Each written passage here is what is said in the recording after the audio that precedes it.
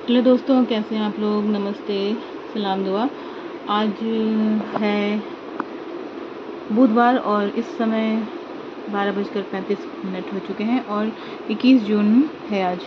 दोस्तों, हम लोग जो है रिवीज़न कर रहे हैं आपके साथ। हमारी भी रिवीज़न हो रही है और रिवीज़न का हमारा जो मकसद है वो है बीपीएससी बिहार शिक्षा बहाली। तो इसमें आपने भी आवेदन किया होगा या भी करने के लिए रेडी हो रहे होंगे, क्योंकि बहुत सारी डॉक्यूमेंट की आवश्यकता है। अगर नहीं है अभी तो अभी वक्त भी है, आप अपनी सारी डॉक्यूमेंटेशन सही से कर लें पहले, जो भी मांगी गई है। और मैंने कल बताया था कि मैंने कुछ बुक मंगाई थी और वो बुक थी डॉक्टर रंजीत कुमार सिंह की IAS AIR 49 है ये। तो इसमें कुछ एक्स्ट्रा जो चीज़ें दी हुई हैं, पाठ्यक्रम का जो संपूर्ण कवरेज किया हुआ है, इसमें अभ्यास प्रश्नों का जो अध्यायवार समावेश है और इसमें 3000 जो है वस्तुनिष्ठ प्रश्न है। इतना तो हम नहीं कर पाएंगे क्योंकि हम बहुत सारी बुक से कुछ कुछ मिला कर पढ़ रहे हैं और सबसे ज़्यादा हमने कवर किया है शुरुआत से। ये है हमारी क्राउन पब्लिकेशन की जो किताब है अध्यापक की, पेपर 1 के लिए, और इसे धीरे धीरे पढ़ रहे हैं क्योंकि बाकी चीज़ें तो मैं पहले से भी पता है और एक्स्ट्रा जो हमें टाइम देना है वो अपने मैथ के ऊपर, रीजनिंग के ऊपर, जो मेंटल एबिलिटी की है, और बाकी GS जो है, हिस्ट्री, ज्योग्राफी, पॉलिटी, इसके अलावा साइंस से जो है पोर्शन, फिज़िक्स, केमिस्ट्री, बायो। तो आइए अभी हम जो रिवाइज़ कर रहे हैं आपके साथ वो है हिंदी का ये पोर्शन है और उपसर्ग प्रत्यय हमने रिवाइज़ किया था। इसी से कुछ रिलेटेड आज भी हम रिवाइज़ करने जा रहे हैं। टाइमिंग थोड़ी चेंज हो गई है, एक्चुअली मुझे थोड़ा काम रहता है। मैंने आपको बताया नहीं था, मैं एमएड कर रही हूँ यहीं सासाराम से, हमारा कॉलेज है, और आर्यभट्ट नॉलेज यूनिवर्सिटी आप जानते होंगे, जो कि उससे एफिलिएटेड है, हरि नारायण कॉलेज। तो बीच बीच में मुझे कभी कभी कॉलेज जाना होता है, तो इसकी वजह से थोड़ा डिले हो जा रहा है। और मौसम का मिजाज तो आपको पता ही है, कभी गर्मी हो रही है, कभी थोड़ा सा नॉर्मल हो रहा है, लेकिन अभी गर्मी पूरी तरह से गई नहीं। बारिश तो हुई थी शहर में, तो थोड़ा सा राहत मिला था, लेकिन फिर से मौसम गर्म है अभी। तो आइए आते हैं अपने रिवीजन के टॉपिक पर। प्रत्यय, उपसर्ग। प्रत्यय हमने कर लिया था, उपसर्ग हमारा बाकी था। आइए, उपसर्ग का डेफिनेशन हमने रिवाइज किया था उस दिन। उपसर्ग दो शब्दों के योग से बना है, उप प्लस सर्ग। उप का अर्थ होता है समीप, निकट या पास में। सर्ग का अर्थ होता है सृष्टि करना। इस तरह उपसर्ग का अर्थ होगा समीप या पास में बैठकर नया अर्थ देने वाले शब्द बनाना। दोस्तों, हमें सबसे ज़्यादा कोशिश करनी है, क्योंकि 75 मार्क्स के हिंदी पेपर आ रहे हैं हमारे लिए, जो कि कंपलसरी है। तो कोशिश करनी है कि हमें हमारे जो हिंदी के जो पोर्शन है वो हमारा ज़्यादा बढ़िया हो। मार्क्स उठाने के लिए हमारे लिए ये बहुत हेल्पफुल रहेगा। और ये देखते हैं इसमें क्या लिखा हुआ है। संस्कृत हिंदी के उपसर्ग अति, अधि, अधि, अनु, अप, अभि, अव्यव, आ, अत, उद, उप, दुर, दुस, नि, निर, निस, प्रा, परि, प्र, प्रति, वि, सम, सु, अन, अन, अध, उन, औ, अब, दू, नी, बिन, भर, कु, क, सु, सा। और उर्दू के उपसर्ग देख लेते हैं। अल, कम, खुश, गैर, दर, ना, बद, और बर, बिल, बे, ला, हम। ये उर्दू के उपसर्ग हैं। और इससे पहले कि हम कुछ और क्वेश्चंस प्रैक्टिस करें, इस बुक में क्या है ये भी देख लेते हैं। ये जो दूसरी बुक हमारे पास है, ये बुक है आपकी भाषा अर्हता के लिए, हिंदी भाषा और एवं इंग्लिश भाषा के लिए। इसमें भी देख लेते हैं कि एक्स्ट्रा क्या है, क्योंकि रिवीजन तो हम कर ही रहे हैं रेगुलर। इसमें इसका डेफिनेशन जो दिया हुआ ये देख लेते हैं। उपसर्ग की परिभाषा, जो शब्दांश शब्दों के आरंभ में जुड़कर उनके अर्थों में कुछ विशेषता लाते हैं वे उपसर्ग कहलाते हैं। दोस्तों, आप चाहें तो खुद भी ख़रीद सकते हैं ये किताब। मैंने अपने लिए ये बुक खरीदी और मैं कोशिश करती हूँ कि मेरे पास जो भी बुक आ रही है और जो मुझे लगता है कि नहीं इसमें और बेस्ट है और बेटर है, तो वो मैं मंगवा रही हूँ। तो अपने लिए तो मैं कोशिश करती हूँ कि अपने दोस्तों को भी शेयर करूँ। ज़रूरी नहीं है कि सारी पुस्तकें एक साथ सबके पास अवेलेबल हो। उपसर्ग की परिभाषा: जो शब्दांश शब्दों के आरंभ में जुड़कर उनके अर्थ में कुछ विशेषता लाते हैं वे उपसर्ग कहलाते हैं। उपसर्ग का खुद में तो कोई अर्थ नहीं होता, पर ये दूसरे शब्दों के आगे जुड़कर उनको नया अर्थ देने की क्षमता रखते हैं। हिंदी बोलते समय हम संस्कृत, हिंदी और उर्दू 3 भाषाओं के उपसर्गों का प्रयोग करते हैं। उपसर्ग की 3 विशेषताएं होती हैं: शब्द के अर्थ में नई विशेषता लाना, जैसे प्रबल, प्रबल, अनु प्लस शासन, अनुशासन। शब्द के अर्थ को उलट देना, जैसे असत्य, असत्य, अप। यश, उपश, उपयश। और शब्द के अर्थ में कोई विशेषण परिवर्तन ना करके मूलार्थ के इर्द गिर्द अर्थ प्रदान करना, जैसे वि प्लस शुद्ध, विशुद्ध, परि प्लस भ्रमण, परिभ्रमण।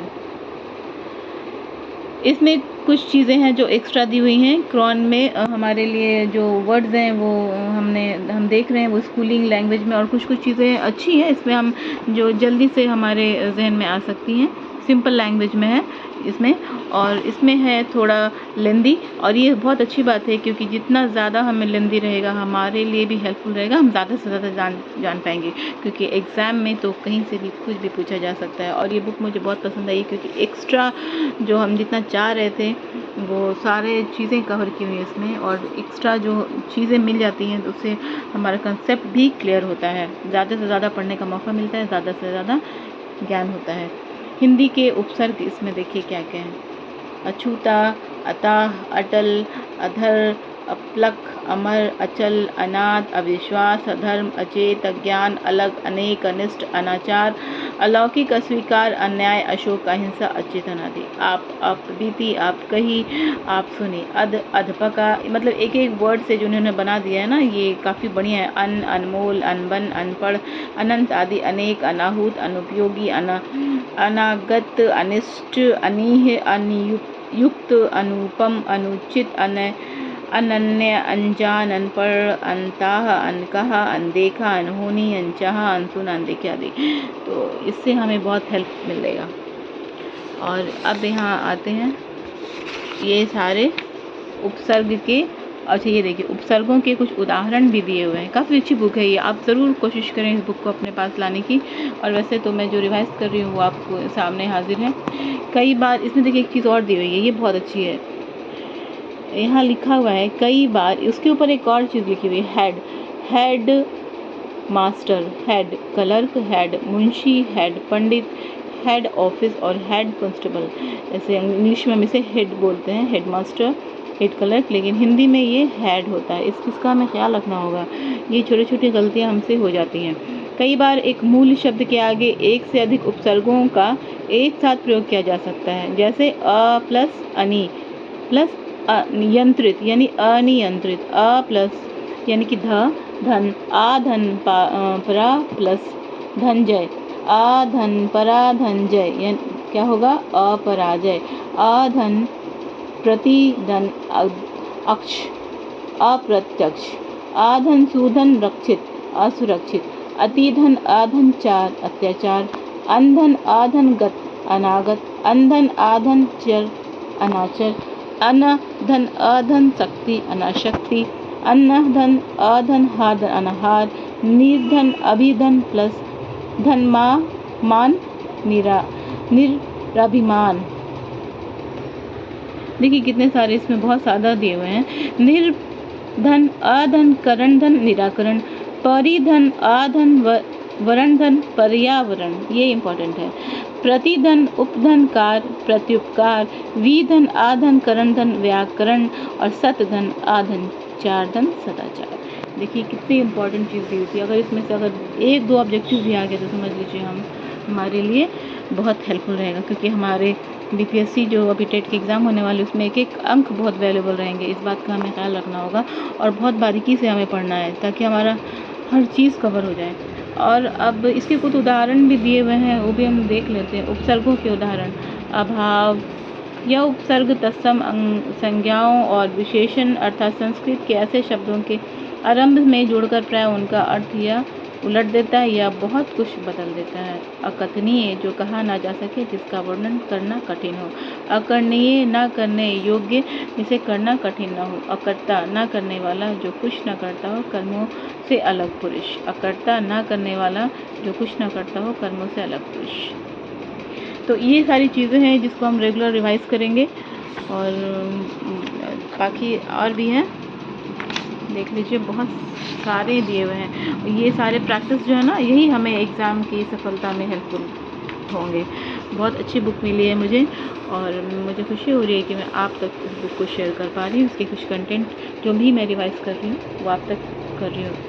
और प्रत्यय में क्या दिया हुआ है? वह शब्दांश जो किसी शब्द के अंत में जुड़कर नए शब्द का निर्माण करता है, उसे प्रत्यय कहते हैं। इस प्रकार प्रत्यय का अर्थ हुआ शब्दों के साथ पर बाद में चलने वाला या लाने वाला। अतः जो शब्द शब्दांश के अंत में जुड़ जाते हैं उन्हें प्रत्यय कहते हैं। जैसे बड़ा धन, आय धन, बड़ाई बराबर बड़ाई होगा। गाड़ी धन, वान क्या होगा? गाड़ीवान। सुगंध धन, इत होगा सुगंधित। और ये हैं प्रत्यय के दो भेद, कृत प्रत्यय और तद्धित प्रत्यय। तो आज के लिए ये रिवीजन काफ़ी है, कुछ और भी रिवाइज कर लेते हैं। और रिवीजन के लिए हमने जो है इंग्लिश का रिवीजन बाकी है।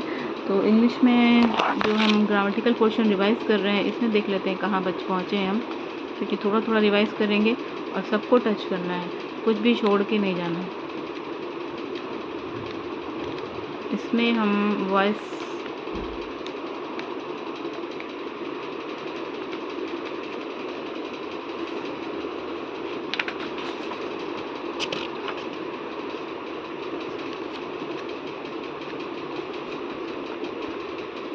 प्रीपोजिशन पढ़ रहे थे हम। हाँ, हमने जो है वो प्रीपोजिशन रिवाइज करना था। A preposition denote the position that one person or thing occupies in relation to the other.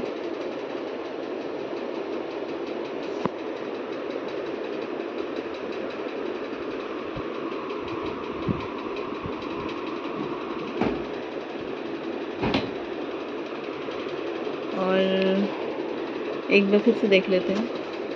A preposition denotes the position that one person or thing occupies in relation to the other. It is before because it is put before the noun or noun equivalent which is its subject. The book is on the table. ये हमने उस दिन पढ़ा था और इसको revise भी किया था। ये होता है पहला जो है इसका, सबसे पहला यहाँ types of preposition. Simple preposition, at, by, for, in, of, out, through, till, to, up, with. Compound preposition के examples, they are generally formed by prefixing a preposition to a noun, an adjective or an adverb. Above, about, above, across, along, amidst, among, amongst, round, before, behind, below, when, beside, between, beyond, inside, outside, underneath, within, without। ये सारे जो है compound prepositions.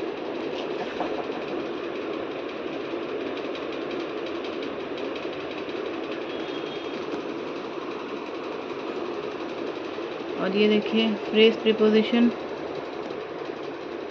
Particle preposition, और ये है common error. और ये कुछ एक्सरसाइज है, तो आज शाम हम एक्सरसाइज करेंगे प्रीपोजिशन का। तो अभी के लिए बस इतना ही, दीजिए इजाज़त और रिवाइज करते रहिए और रखिए अपना ख्याल। Bye bye, take care.